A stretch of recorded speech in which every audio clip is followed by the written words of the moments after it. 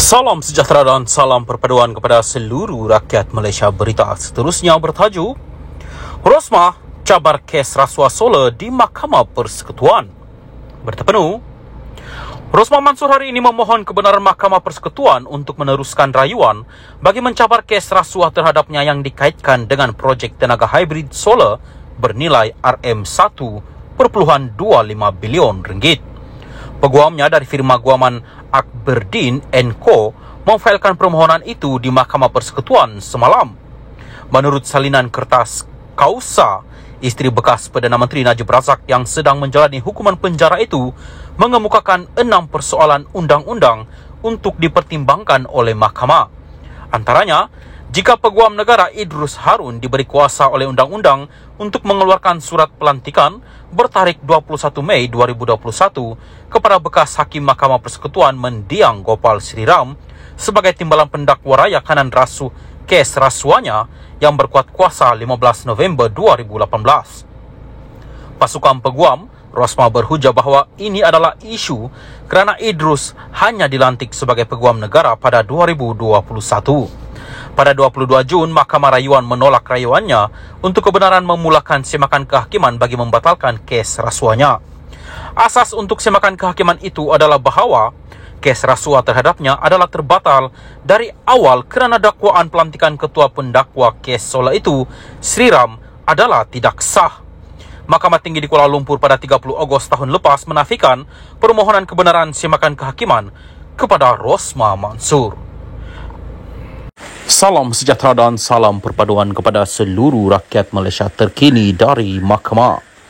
RM114 juta milik UMNO, bukan sebahagian aset saya, Najib. Bekas Presiden UMNO Najib Razak berkata RM114 juta yang sebelum ini diarah dikembalikan oleh mahkamah adalah milik UMNO dan bukan sebahagian daripada asetnya. Dalam afidavitnya sebagai jawapan kepada tuntutan Mahkamah Wan MDB terhadapnya, bekas Perdana Menteri itu menjelaskan bahawa ini adalah sebab mengapa pendedahan asetnya tidak mengandungi RM114 juta berkenaan. 2 bulan lalu, sebagai sebahagian daripada tindakan sivil terhadap Najib, Wan MDB menuduh bekas Menteri Keuangan itu hanya membuat sebahagian pendedahan aset kerana gagal memasukkan RM114 juta berkenaan.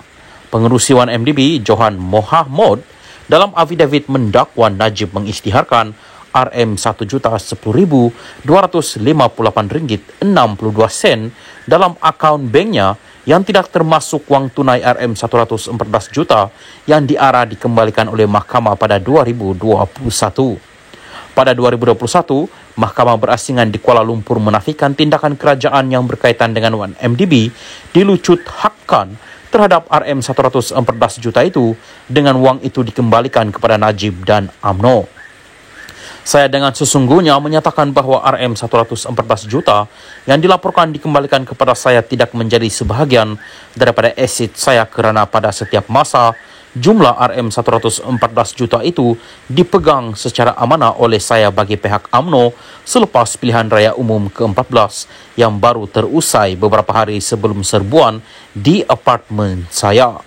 Sebagai Presiden UMNO, saya telah diamanahkan dengan dana tersebut untuk tujuan pilihan raya, tetapi wang tersebut tidak menjadi milik saya.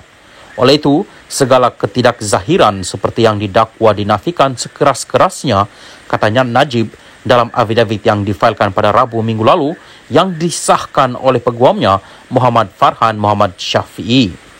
Sebagai tindak balas kepada afidavit Johan sebelum ini mengenai dakwaan percanggahan antara pendedahan aset Najib dalam saman Wan MDB berbanding tindakan sivil berasingan terhadapnya oleh SRC International, bekas anak syarikat Wan MDB, Najib mendakwa bahawa ini adalah kerana pendedahan aset SRC telah dilakukan tahun lepas apabila peguamnya tidak mempunyai semua maklumat kewangan yang diperlukan sebelum tarikh akhir pemfailan.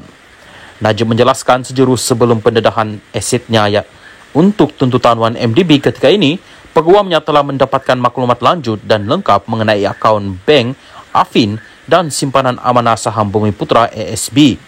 Bekas ahli parlimen pekan itu berhujah ini menunjukkan bahawa tidak ada usaha untuk menyembunyikan asetnya daripada Wan MDB.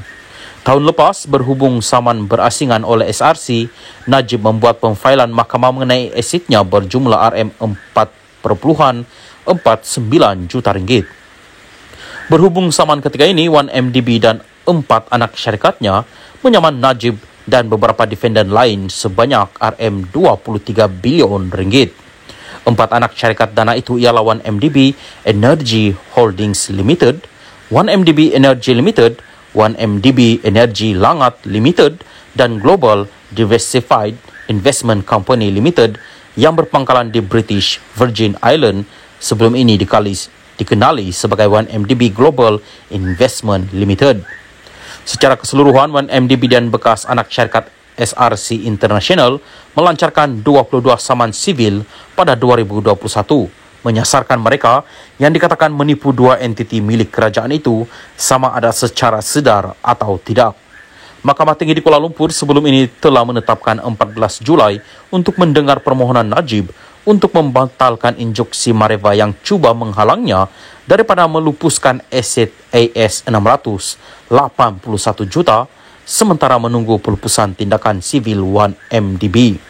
Najib kini menjalani hukuman penjara 12 tahun berhubung kes rasuah membabitkan RM42 juta dana daripada SRC International.